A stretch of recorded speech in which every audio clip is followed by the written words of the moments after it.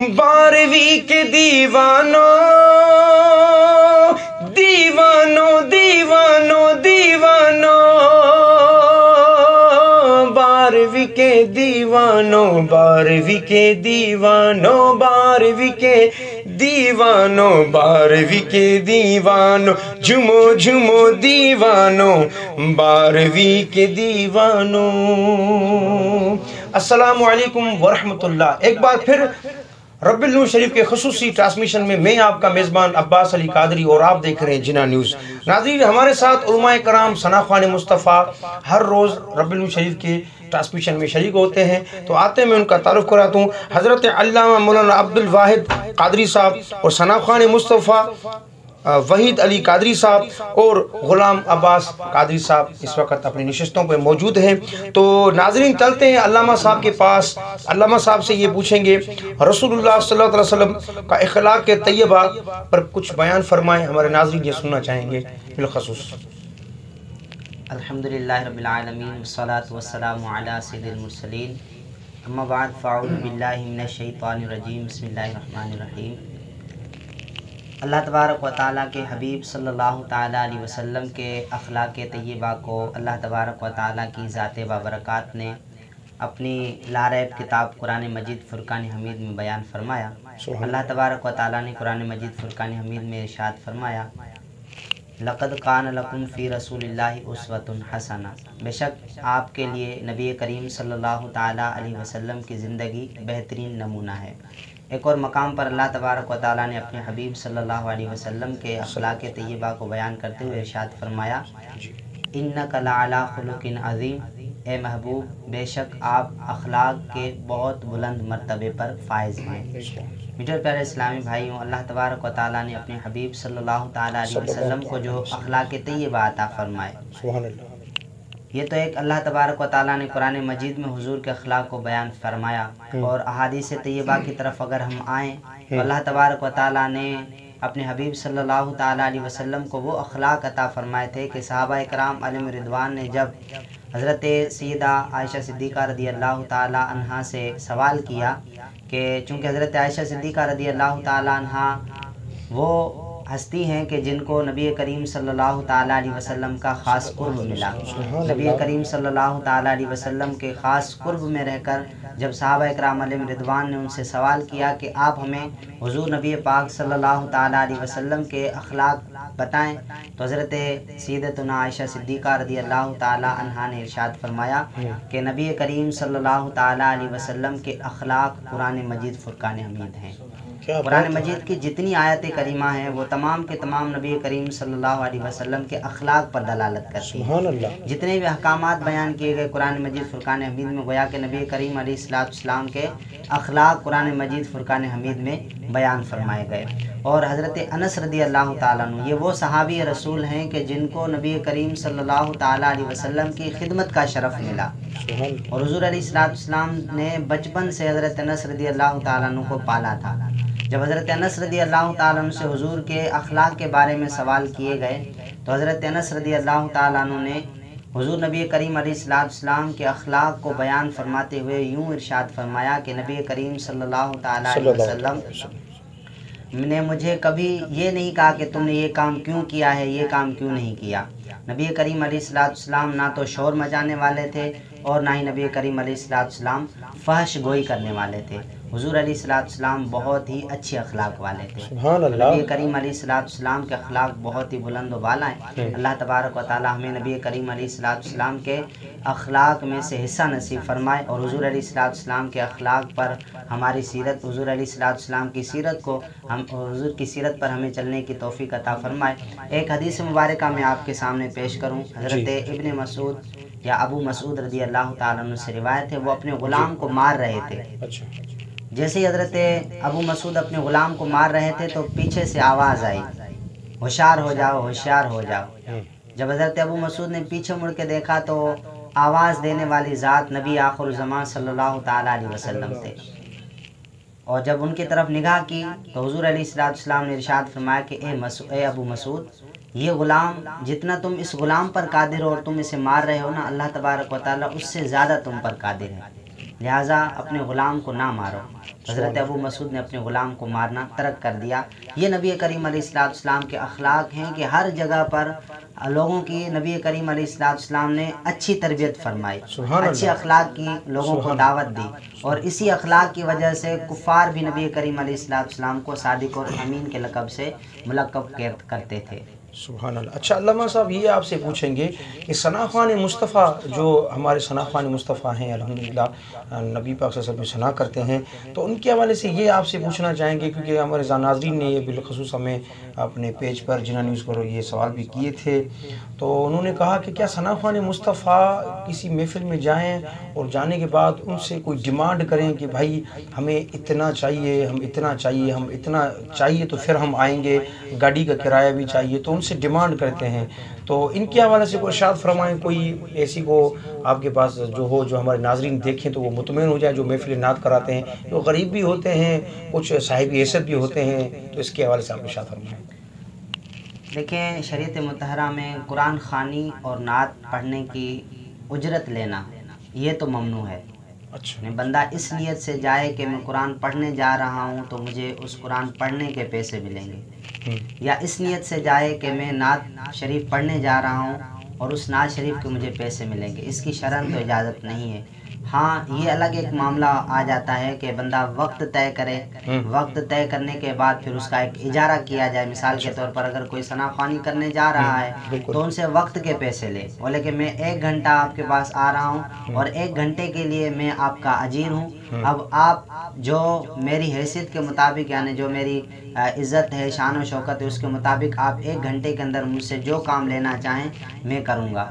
تو پھر اگر وہ 1 گھنٹے کے لیے جاتا ہے اور اس سے صرف 1 گھنٹہ نعتیں ہی پڑھوائی جاتی ہیں اور وہ نعتیں ہی پڑھتا ہے، پھر تو کوئی حرج نہیں ہے، لیکن بالخصوص اس نیت سے جانا کہ پیسے میں طے نہیں کر رہا، یقیناً وہاں پر کچھ نہ کچھ مل جائیں گے، یا پھر پیسے ہی طے کرے کہ میں جو نعتیں پڑھوں گا ان کے مجھے پیسے ملیں، یہ شرعاً ممنوع ہے۔ بہت شکریہ علامہ صاحب۔ ابھی چلتے ہیں ثنا خوان مصطفیٰ کے پاس۔ ناظرین، ہمارے ساتھ اس وقت بہت پیارے اور سریلے ثنا خوان ماشاءاللہ موجود ہیں، آپ کی سرکار صلی اللہ علیہ وسلم کی بارگاہ میں بہت اچھی حاضری پیش کرتے ہیں، تو میں ملتمس ہوں وحید علی قادری صاحب سے کہ وہ آج ہمیں ہمارے ناظرین کو کچھ ایسا سنائیں کہ بس ناظرین ہمارے دیکھتے رہ جائیں کہ ماشاءاللہ جڈا نیوز والوں نے کیا ثنا خوان بلائے ہیں۔ جی وحید علی قادری صاحب۔ جی عباس بھائی، بہت شکریہ۔ اعوذ باللہ من الشیطان الرجیم، بسم اللہ الرحمن الرحیم۔ تو تمام ناظرین کو اور اہل اسلام کو رحمت للعالمین کا ماہ مبارک ہو، اور بہت شکر گزار ہمارے پیارے بھائی محمد رمضان ابڑو صاحب اور عباس بھائی، خاص کر کے آپ کا بہت ہی خوبصورت کلام ہے، انشاءاللہ پسند آئے گا۔ انشاءاللہ۔ درود پاک، بسم اللہ۔ اللہم صلی اللہ علیہ وسلم۔ جی سبحان اللہ۔ دل بڑا بے قرار ہے آقا،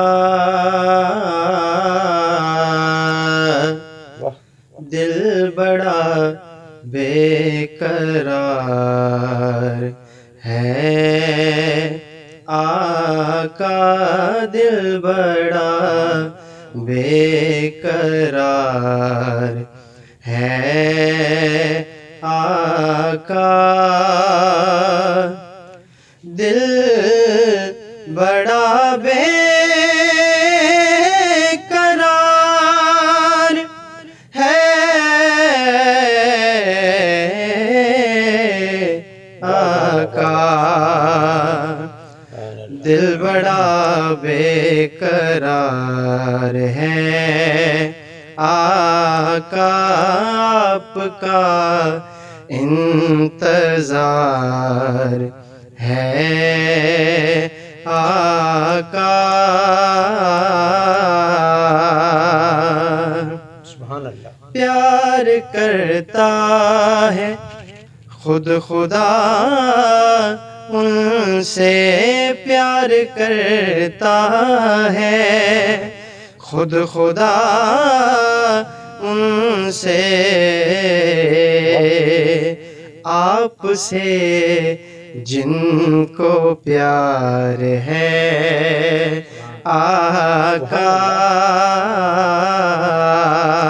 آپ سے جن کو پیار ہے آقا، آپ پر آپ کے گھرانے پر، آپ پر آپ کے گھرانے پر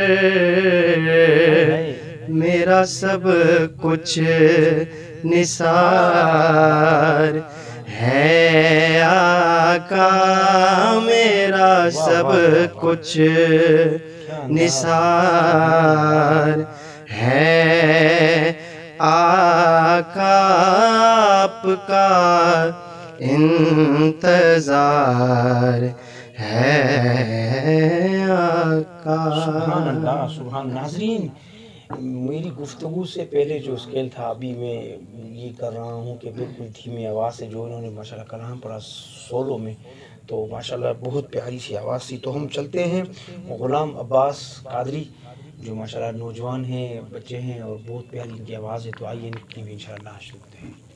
درود پاک۔ اللہم صلی اللہ علیہ وسلم۔ ان کا منگتا ہوں جو منگتا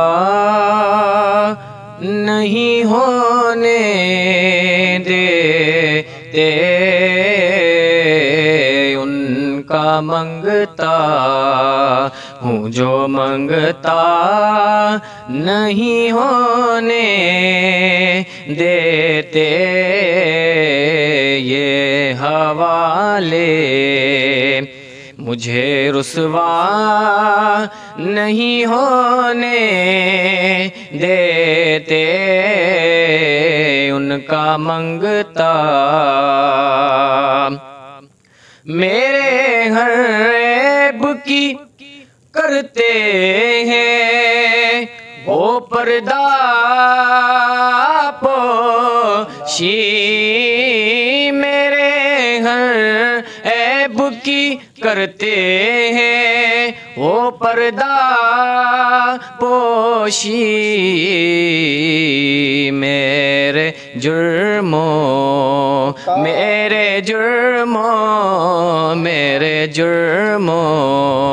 کا تماشا نہیں ہونے دیتے، ان کا منگتا ہوں جو منگتا نہیں ہونے دیتے، ان کا منگتا۔ کیا بات ہے، سبحان اللہ۔ اور بات کرتا ہوں تو آتی ہے مہک طیبہ کی، بات کرتا ہوں تو آتی ہے مہک طیبہ کی، میرے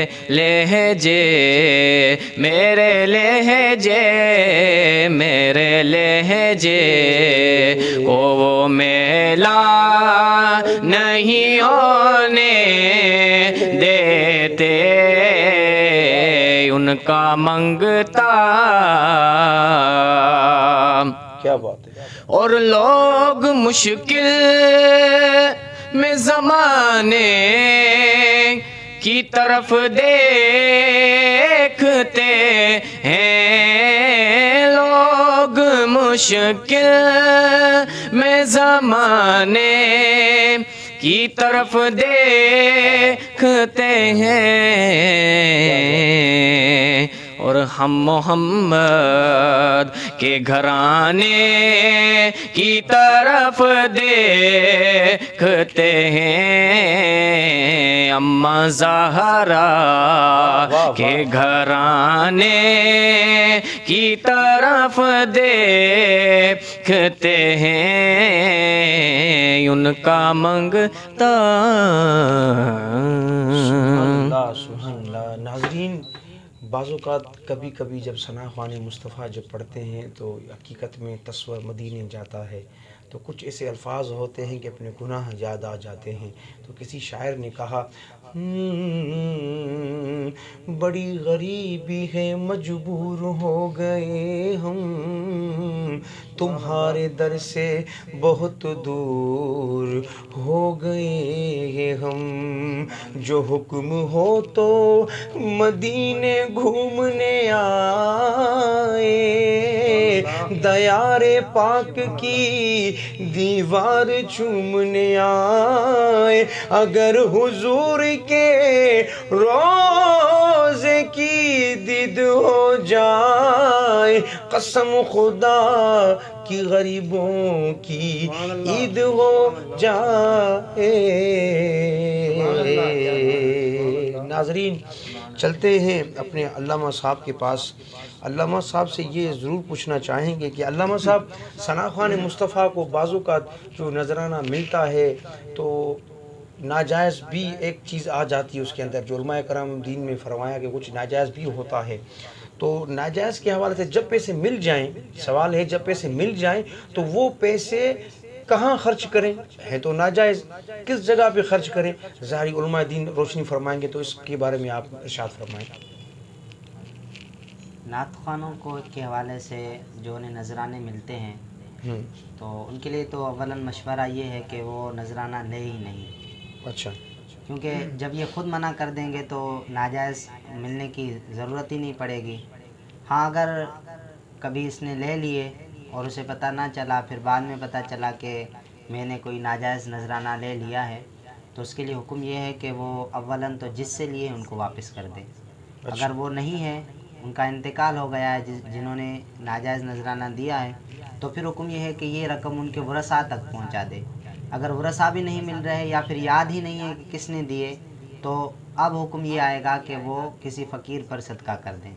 اچھا سبحان اللہ. اچھا علامہ صاحب یہ پوچھیں گے کہ اپنے نبی کریم صلی اللہ علیہ وسلم کے جو ثنا خوان مصطفیٰ ہیں جن کے اوپر ان کی شفقت ہے, تو یہ ضرور پوچھنا چاہیں گے کہ بعض اوقات لوگ نعت خوان کی کو ہر جو نا اپنی چیز جو بھی ان کو جو عطا ہوتی ہے, مطلب کہ کہا کوئی ایسے جیسے آپ نے فرمایا کہ ناجائز ہو, تو نعت خوان جب نعت پڑھتے ہیں تو وہ نذرانہ جب بھی ان کے اوپر جب پھینکا جاتا ہے یا ان کے اوپر جو نا آگے پیش کیا جاتا ہے تو وہ ان کے چہرے پہ بھی لگتا ہے, تو بعض اوقات اوپر پھینک دیتے ہیں پیسوں کی ایسے اوپر جا کے. تو پھر ان کے حوالے سے آپ کیا حکم فرمائیں گے کہ ان کو کیا کرنا چاہیے, کیسے نذرانہ پیش کیا جائے؟ سرکار صلی اللہ علیہ وسلم کی بارگاہ میں تو آپ پیش کر رہے ہیں ثنا خوان کو, بے شک آپ پیش کریں, تو اس کا انداز کیسے ہونا چاہیے کہ ایسے جا کے پھینک دیں یا پھینکتے ہوئے دور سے جا کے ایسے ان کے چہرے پہ بھی لگ جاتا ہے, کبھی ناک پر بھی لگ جاتا ہے, تو اس کی ادب کے حساب سے آپ ارشاد فرمائیں.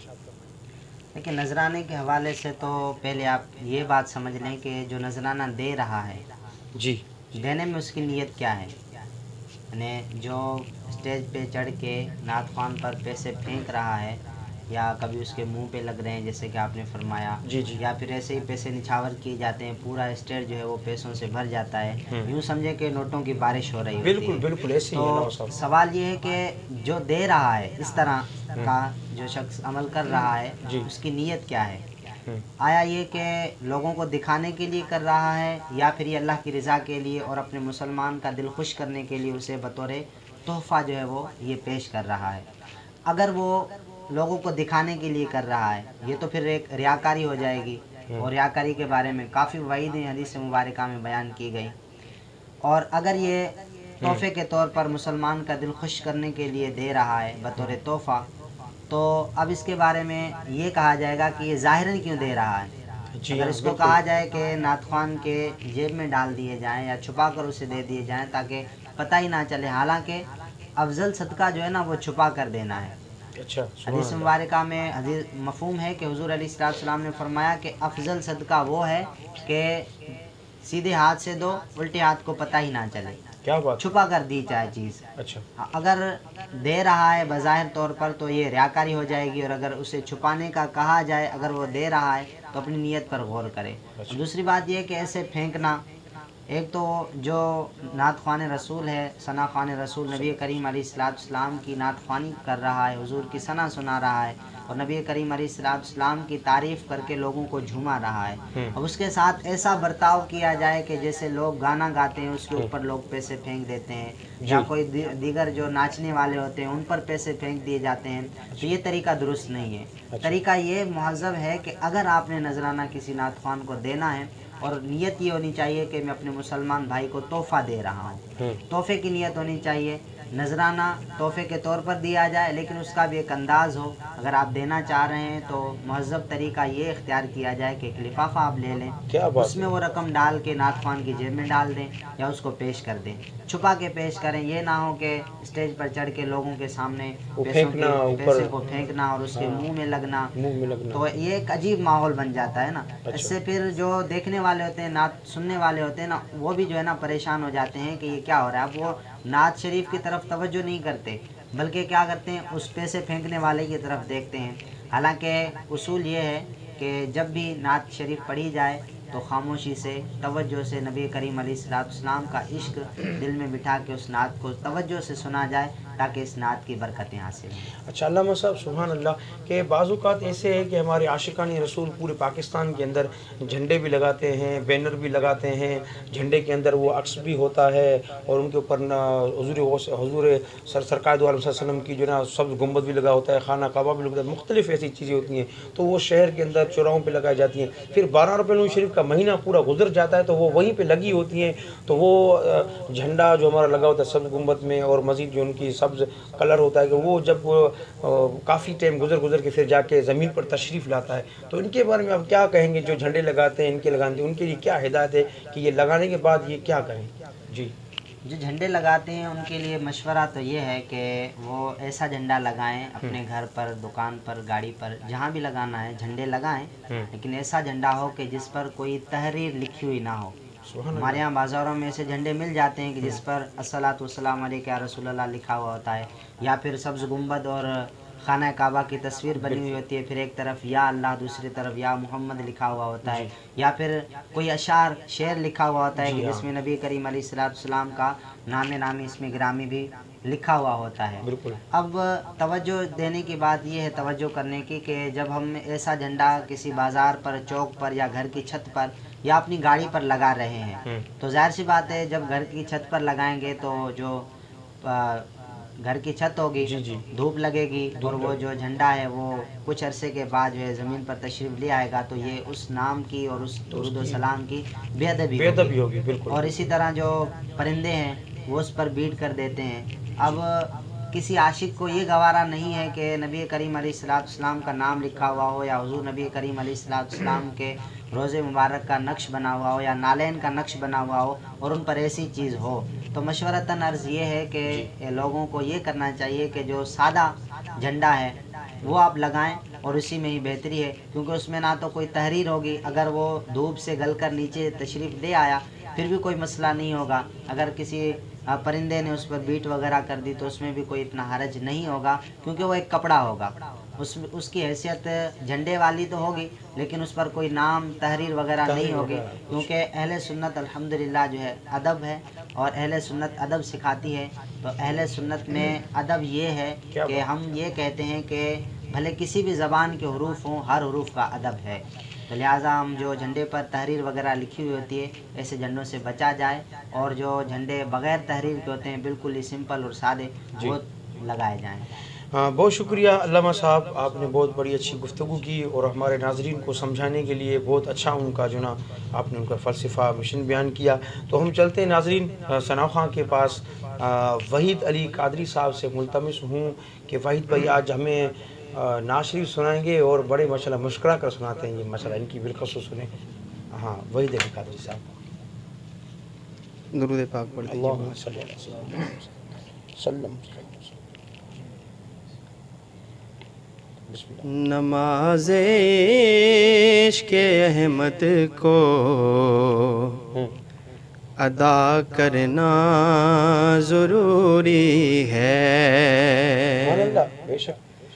سنو لوگوں محمد سے وفا کرنا ضروری ہے. سنو لوگوں محمد سے وفا کرنا ضروری ہے۔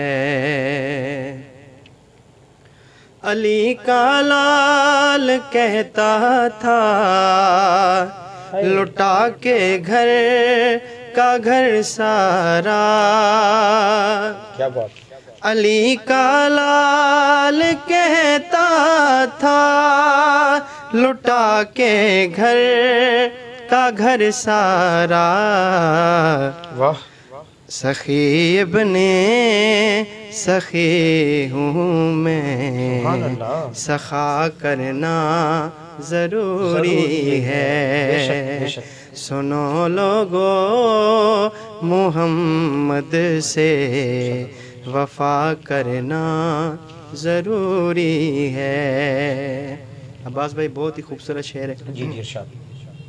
نبی حاکم ہے وہ حاکم کہ اس حاکم کی چوکھٹ پر، سبحان اللہ، سبحان اللہ، نبی حاکم ہے وہ حاکم کہ اس حاکم کی چوکھٹ پر، لیے کاسا گدا بن کے واہ واہ واہ، صدا کرنا ضروری ہے۔ سبحان اللہ۔ ناظرین، یہ تھے وحید علی قادری۔ ابھی چلتے ہیں، ایک چھوٹے ماشاءاللہ ثناخواں ہیں ہمارے، بہت اچھی پیاری آواز ہے، تو میں ملتمس ہوں غلام عباس قادری سے کہ وہ آج سرکار سسم کی بارگاہ میں نعت شریف سنائیں گے۔ جی، درود پاک۔ اللہم صلی اللہ وسلم۔ میرا گدا میرا منگتا میرا غلام آئے، میرا گدا میرا منگتا میرا غلام آئے، میرا گدا میرا منگتا میرا غلام ہے، میرا گدا میرا منگتا میرا غلام ہے، خدا کرے کبھی طیبہ سے یہ پیام آئے، خدا کرے کبھی طیبہ سے یہ پیام آئے، درود سید کونین کے وسیلے سے، درود سید کونین کے وسیلے سے، میری زبان پہ آقا تیرا ہی نام آئے، خدا کرے کبھی طیبہ سے یہ پیام آئے، اور غلام زہرا ہوں میں تو علی کا نوکر ہوں، غلام زہرا ہوں میں تو علی کا نوکر ہوں، ہمیشہ پنجتنی نسبت، ہمیشہ پنجتنی نسبت ہی میرے کام آئے، خدا کرے کبھی طیبہ سے یہ پیام آئے۔ ناظرین، یہ تھے غلام عباس قادری۔ کیونکہ ہمارے پروگرام کا وقت اختتام پذیر ہونے جا رہا ہے اور ہمارے علماء دین اور ثناخوان مصطفیٰ اس وقت آپ دیکھ رہے ہیں کہ ماشاءاللہ انہوں نے بہت اچھے انداز سے علماء کرام آپ کا سوالوں کا جواب بھی دیا، اور ماشاءاللہ ثناخوان مصطفیٰ آپ نے حاضری پیش کی اس بات پر کہ تیرا کھاواں میں تیرے گیت گاواں یا رسول اللہ، تیرا کھاواں میں تیرے گیت گاواں یا رسول اللہ، تیرا میلاد نہ مناواں کیسے یا رسول اللہ۔ تو ناظرین، میں آپ کا میزبان عباس علی قادری اس امید یقین کے ساتھ آنے والے پروگرام میں بھی انشاءاللہ ہمارا ساتھ آپ کا رہے گا، مگر ہمارے اس پروگرام کو ضرور جناح نیوز کے پیج کو لائک کریں، کامنٹس کریں، شیئر کریں، اور جو آپ کے مشورے ہوں مفید تو ہمیں اپنے کامنٹس میں آپ ضرور ہمیں بتائیں۔ آپ کا میزبان عباس علی قادری، دعا میں یاد۔ السلام علیکم ورحمۃ اللہ وبرکاتہ۔